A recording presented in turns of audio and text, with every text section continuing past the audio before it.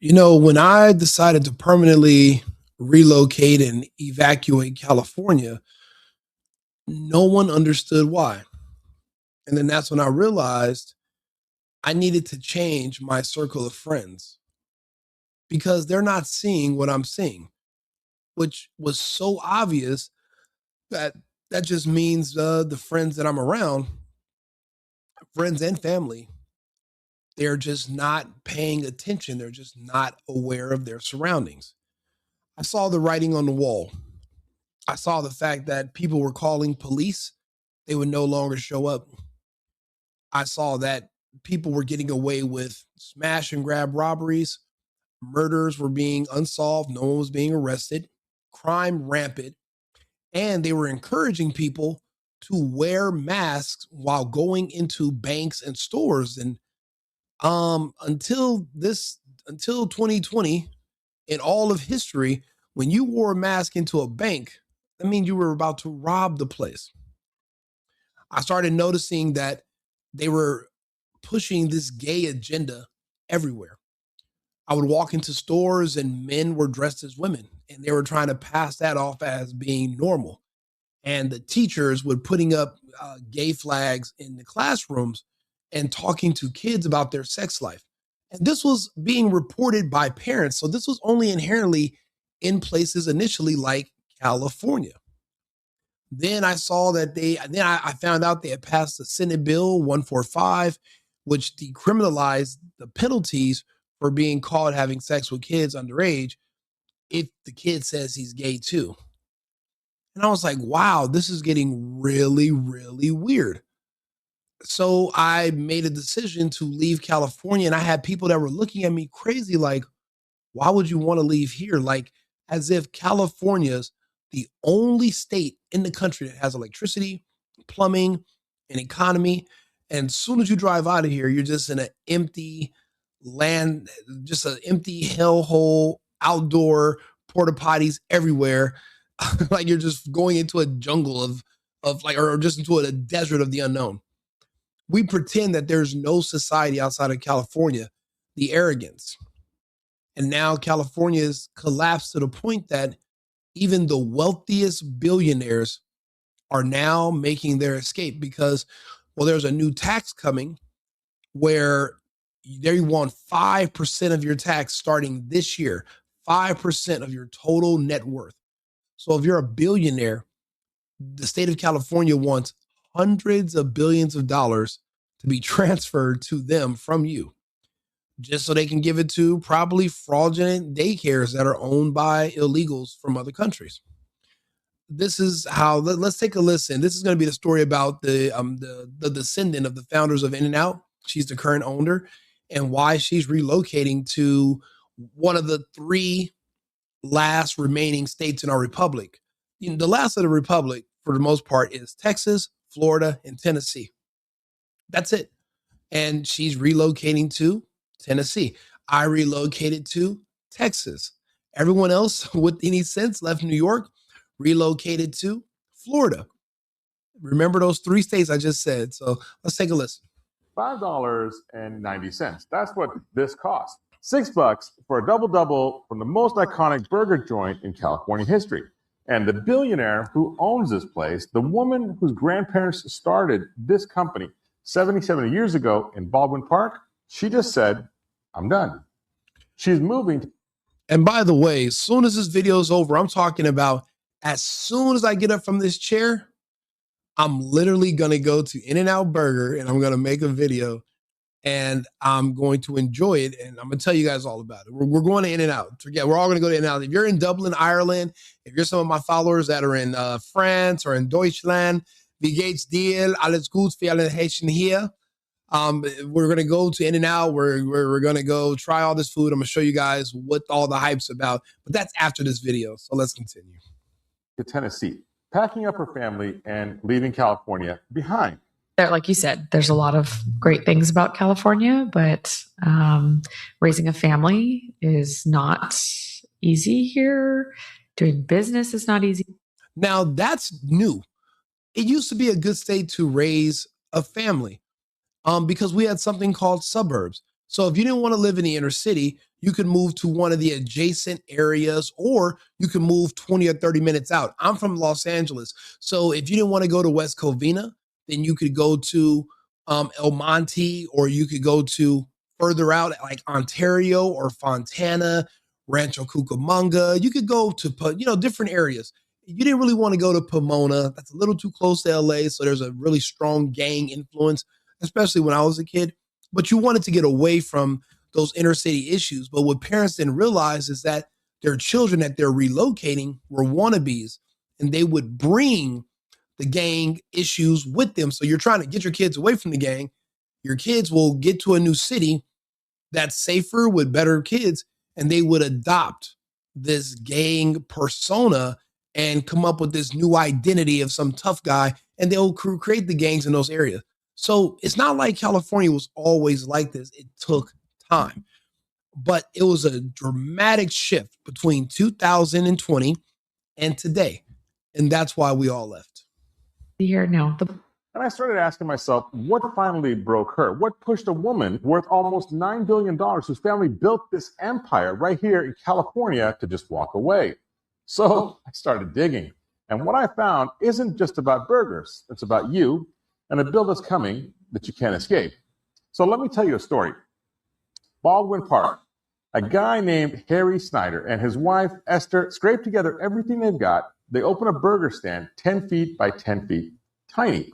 No invest. You know, it's crazy. I always thought the In-N-Out burger that I used to go to when I was a kid, it was off of Vineyard in the city of Ontario. Like if you're driving towards Ontario Mills, and right off the exit was an In-N-Out. And I thought that was the number one location that was built, but I think it's like number 2 or 3. But it's actually, I didn't even know Baldwin Park is where In-N-Out began.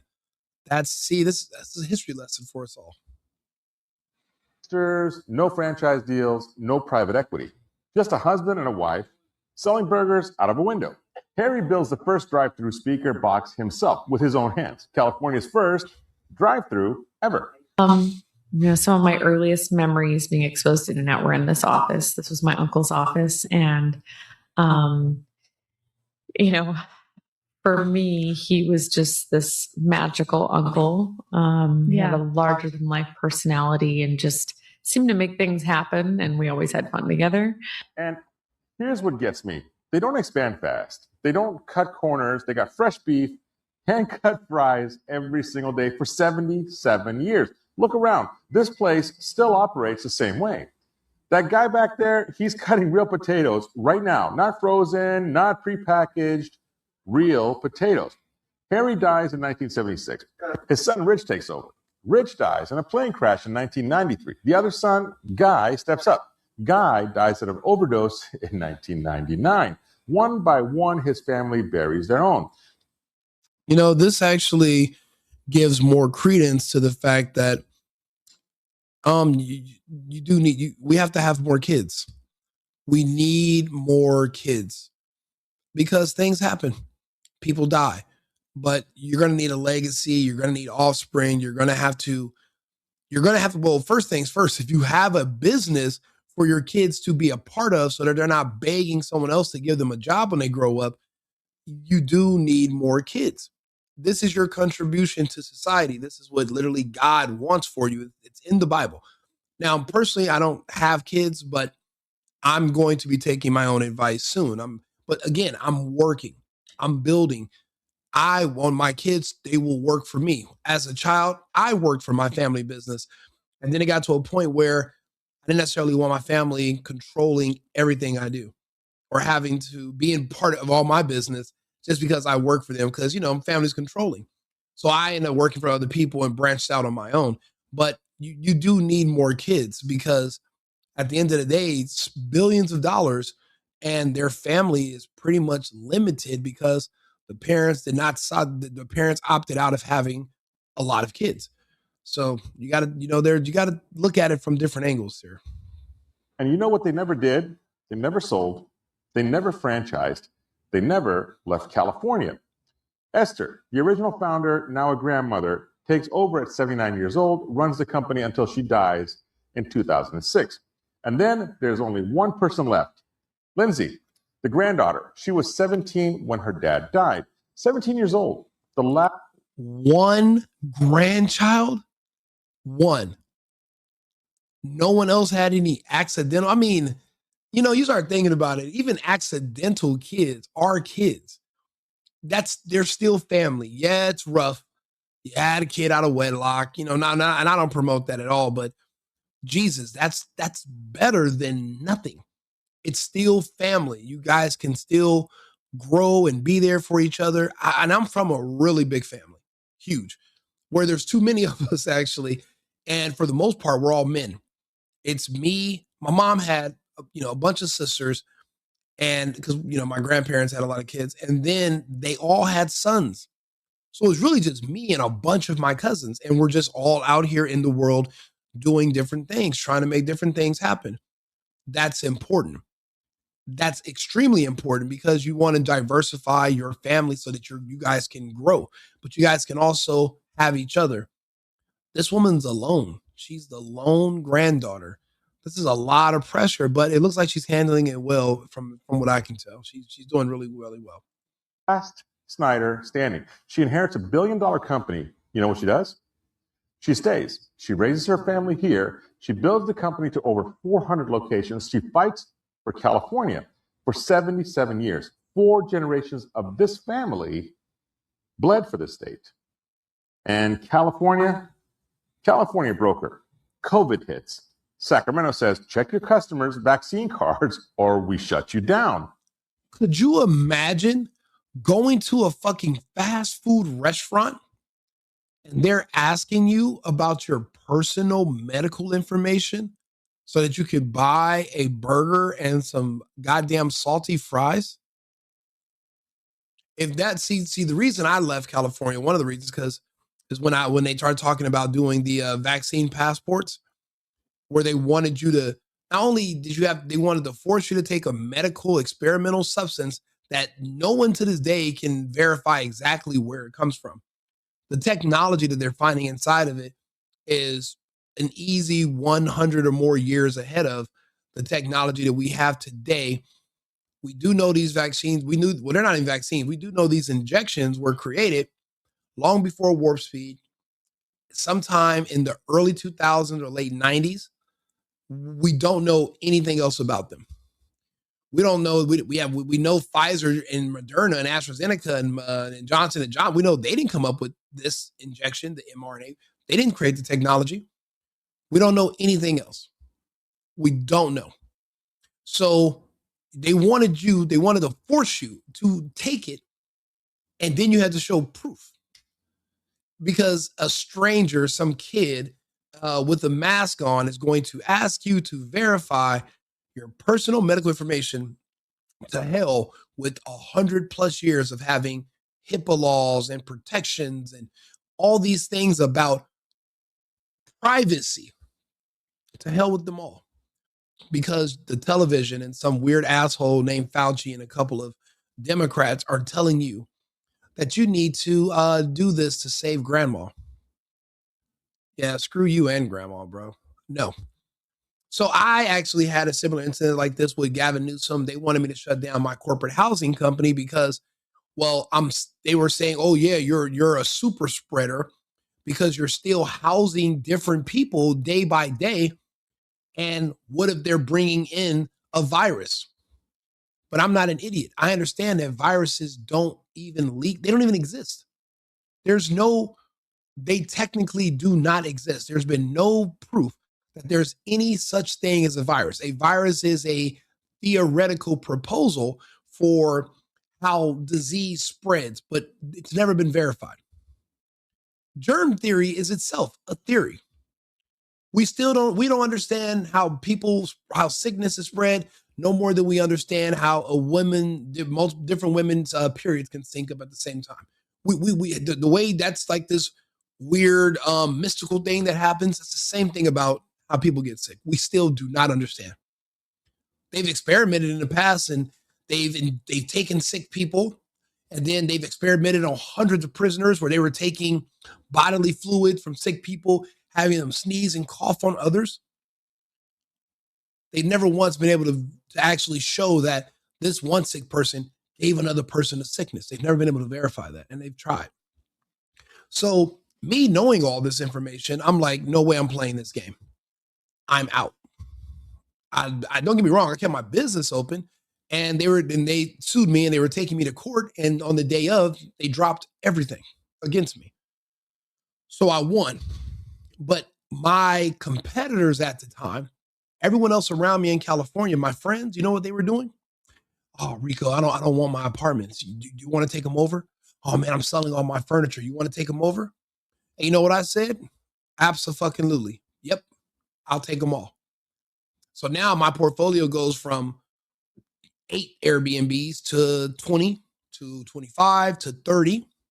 I think at my peak between 4 states, I had like 30 something, 33, 34 Airbnbs. That's how that came with the fact that I was willing to fight to stay open when everybody else gave up. In-N-Out, she did the same thing. She said no. They were going to shut her. They threatened to shut down In-N-Out. Do you know how insane that is? In the state of California, where it's originally from. I'm in Arizona today. I'm about to go to one in Tempe where there is literally what is it like? It's the busiest In-N-Out in the entire country, pumping 24 hours a day. And they threatened to shut them down over an imaginary disease because they wanted to give you an experimental injection that is now magically giving everybody cancer and heart attacks. That's why I make videos now. Your favorite creators, your favorite newscasters, they wanted to keep these jobs where they were making all this money. And when they came down and said, hey, even though you work in a studio by yourself and you work from home, we're going to need you to take this experimental medical procedure or you're fucking fired. I could not get fired. So I didn't take shit. And even if I was going to get fired, I still wouldn't have took it. I would have rather been homeless.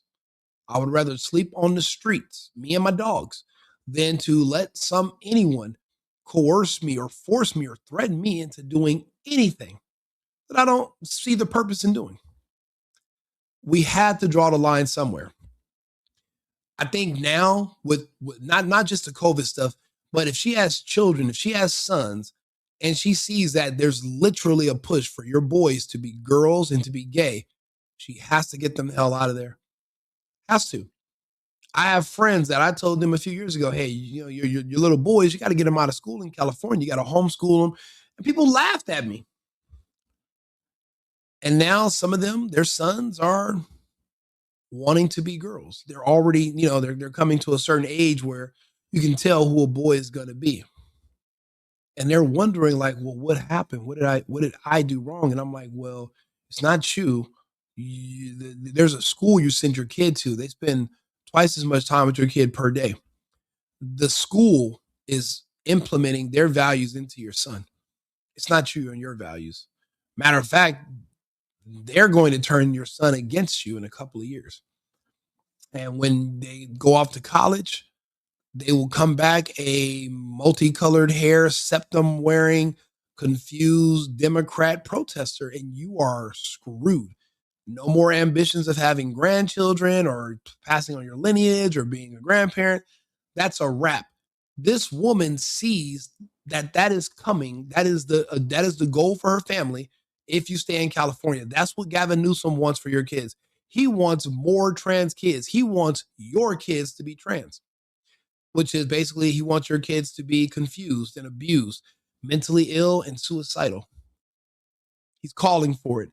So if you're a woman or you're a man and you're thinking about if you're considering your family above everything, then you would have already left California, which is what this woman is doing now. But it's a little too late because, well, she's still here, a part of this fiscal year. So they're going to still try to take her and she's going to have to fight. It's going to cost her millions just to fight them taking hundreds of millions away from her. This is crazy. Lindsay says no. Well, there were so many pressures and just hoops we were having to jump through. You know, you've got to do this. They have to wear a mask. You have to put this. What I think about the Venezuelan situation, well, I'm Cuban. And just like the rest of us Latinos who families came to the United States to escape communists and socialists, we don't like That's why do you think we don't deal with American communists and American socialists? In the United States, the black community is communist. The gay community is communist socialist. The black community are Marxists. So that's why when they try to say, oh yeah, black and brown, do not mix us in your bullshit. We believe in freedom. We appreciate what Trump did. He freed Venezuela. We wish we had this kind of freedom in Cuba, and honestly, it's looking like we will soon. And then eventually, maybe a lot of us can open up businesses and return to Cuba. But just like in Cuba and just like in Venezuela, they use the darker people in the population who make up the majority to try to go after the fair-skinned people in the population. And they convince you that the cure to racism is communism.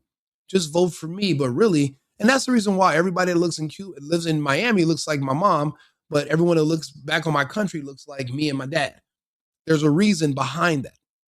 Those people, and if you look at the United States, they're using the black community to kind of try to basically sow dissent in the country and overthrow the American government as well. That's a part of the plan. Why do you think they have the highest murders rates, but the media runs cover and says, actually, even though they do all the killing, you really got to worry about these evil white people. They're running cover. That's their black army, if you will. So I appreciate what Trump did, and Venezuela's free. No more communism or socialism. Do you know how beautiful and well-to-do Venezuela was before Chavez took over? But then again, you got to understand, you can vote your way into communism. You just can't vote your way out. And when you're listening to people that are saying, oh yeah, everybody should be equally poor because I'm dark skinned, that's why I can't get a job and I can't work. The same thing in Venezuela. And those are the people that voted them into communism. And honestly, to ignore them or even remove their right to vote wouldn't be the worst idea, because look at what they vote for. They vote against your country's best interest, and they vote in favor of turning over your country to communism, changing your form of government into communist, because they want everyone to be equally poor because they're insecure and they hate to see others doing better than them because you might have a stronger work ethic. That's the beauty of the United States. You know, when we came here looking for freedom, it wasn't we wanted to be so free that we can literally get on government assistance and get free money. That's not the kind of freedom my family was looking for. My family came here because we wanted the freedom to work. See, in our country, you couldn't, depending on, no matter how hard you work or didn't work, you didn't have the opportunity to make more than other people. But in the United States, you can outwork other people, or you can be smarter than them. And then you can earn more based on how much you want to work and put into it. That's the part of freedom in the United States. You can literally choose to outwork everyone around you, and you can make more and you can excel. That's not an option everywhere else on earth. Actually, that's not an option anywhere on earth. Not anymore. So that's why the United States is great. Venezuela now has a chance. There's not very many places where you can go where you have these opportunities. With the right government, since Venezuela has strong oil strategic reserves, the largest in our region, or I think like one of the largest in the world, without a dictator, they can actually go back into a capitalist society in maybe under 3 years and get back to work, get back to business.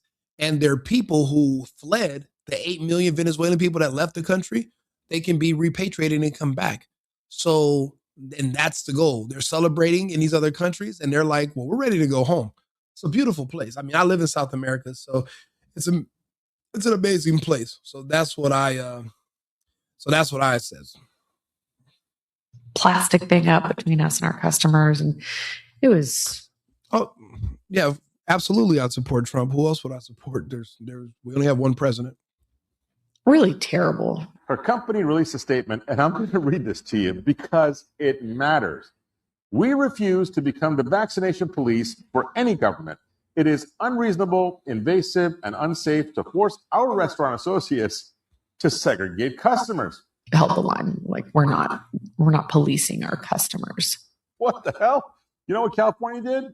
They shut her down. Yes, we were shut down for a brief moment, but it's worth it. They fined her. They came after 5 more stores in Contra Costa County. $1,750 in fines, citations, and threats. And they make that every 2 seconds or less than that. So ridiculous. But she held the line. Then crime exploded. Her Oakland location, opened for 18 years, profitable, had to close. You know why? 1,335 police incidents, over 1,000 car break-ins, robberies, and listen to this. A gunshot went through the walls of the store. First store closure in 77 years. Guess where that one store that had all those crime incidents and had, people shooting at it? Guess what neighborhood it was located in? Guess who lives in that neighborhood? I give you a hint. The word usual comes up. Not because it was failing, because California couldn't keep employees safe. And then the minimum wage hikes, the regulations. Yes, the answer is Oakland. Oakland, California. Then the cost of living that made it impossible for her own workers to buy homes. And finally, Sacramento floated something that made her decision for her. Here's what nobody else is talking about. There's a proposal on the table right now in California. It's called the 2026 Billionaire Tax Act. One-time tax, 5% of your entire net worth. If you're a billionaire living in California as of January 1st, yesterday, 2026, you owe. Lindsay Snyder is worth $8.7 billion. 5% of that is $435 million. One check to second. And you gotta think about it.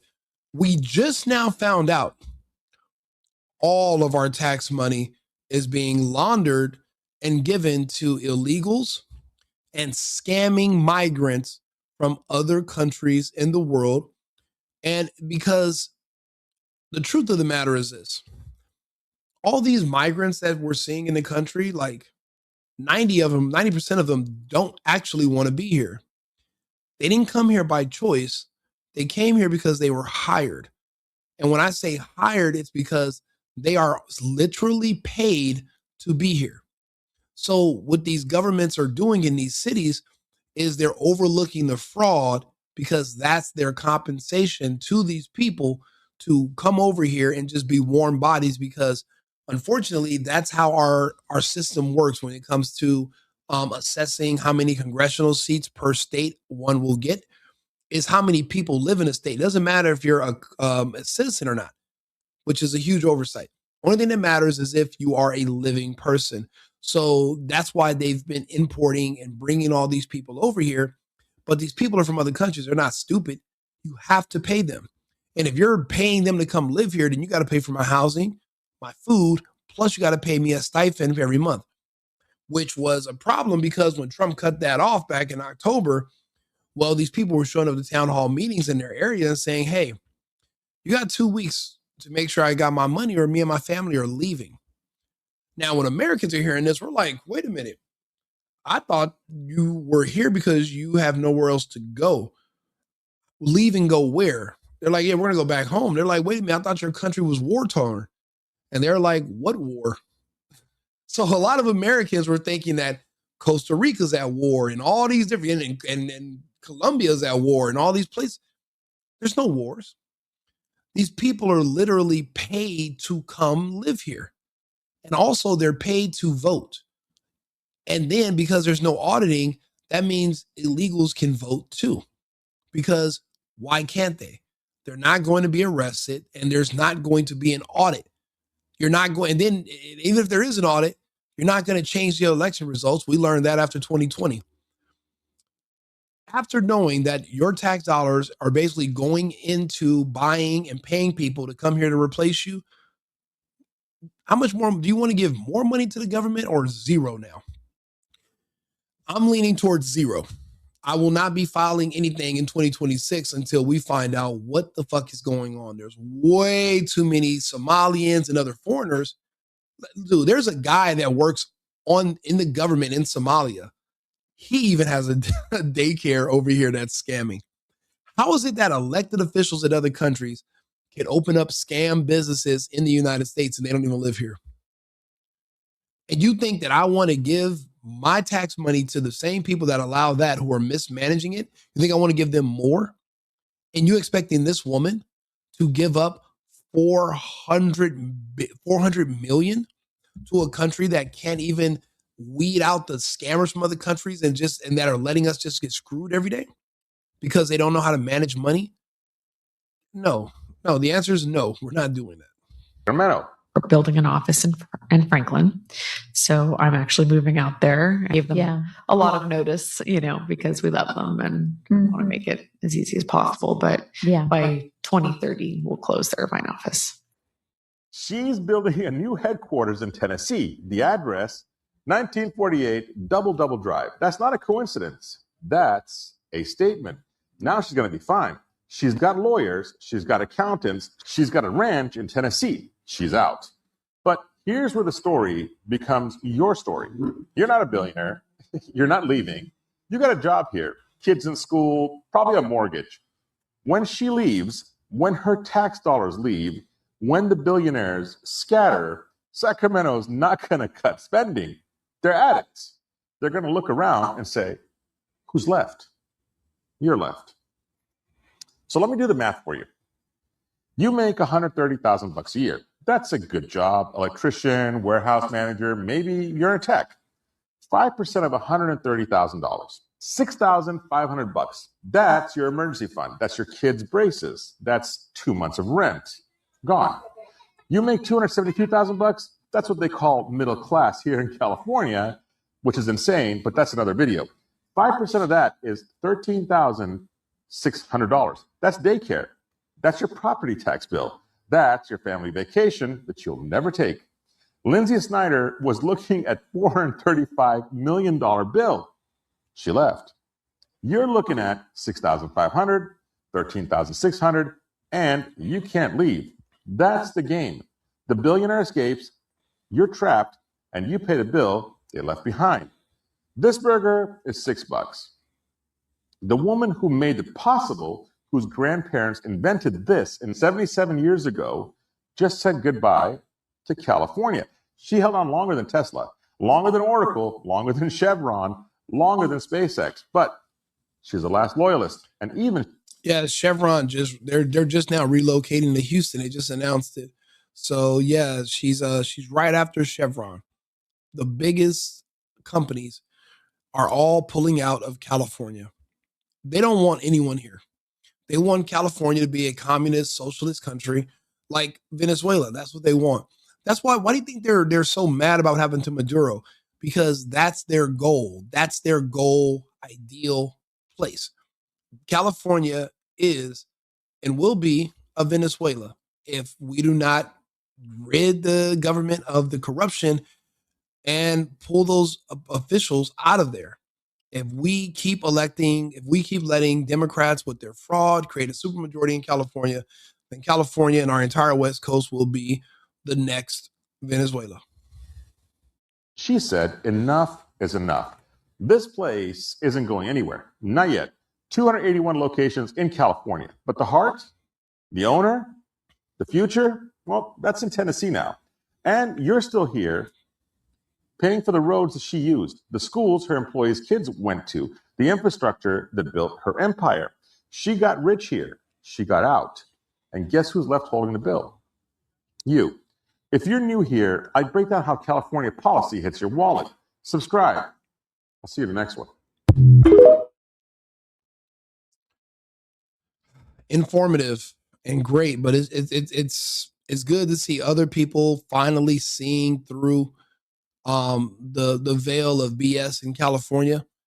I just seen it a little bit earlier, but you know what they say, better late than never. So and every day is the first day of the rest of your life, and she's making the appropriate moves to safeguard her family and their future.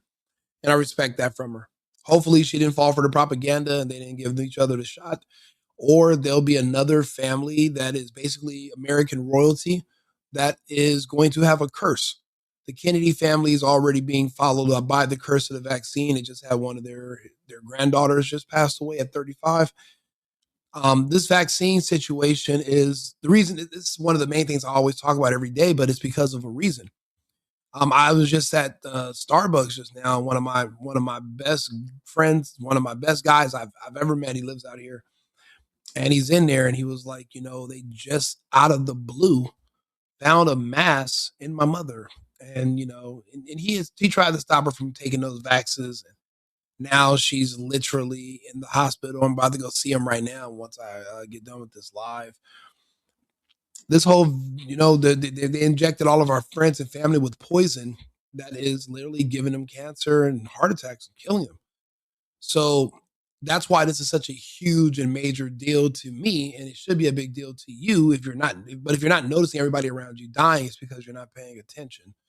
So here I am. I'm gonna do what I can to keep things in perspective for you and bring you the latest news. This is what's going on with California because this is my home state. It does mean a lot to me, so I talk about a lot of California stuff too. Like and subscribe, share the video. I'll be back shortly with another topic. And remember, America first, America only. I've been needing to find a new apartment, which has not been easy with credit as bad as mine. Luckily, I found cosigning.com. They connected me with a cosigner who helped me get my dream apartment for me and my dog. I just paid a small fee and was able to move in fast. Get the cosigner you need for the apartment you want. Check out cosigning.com today.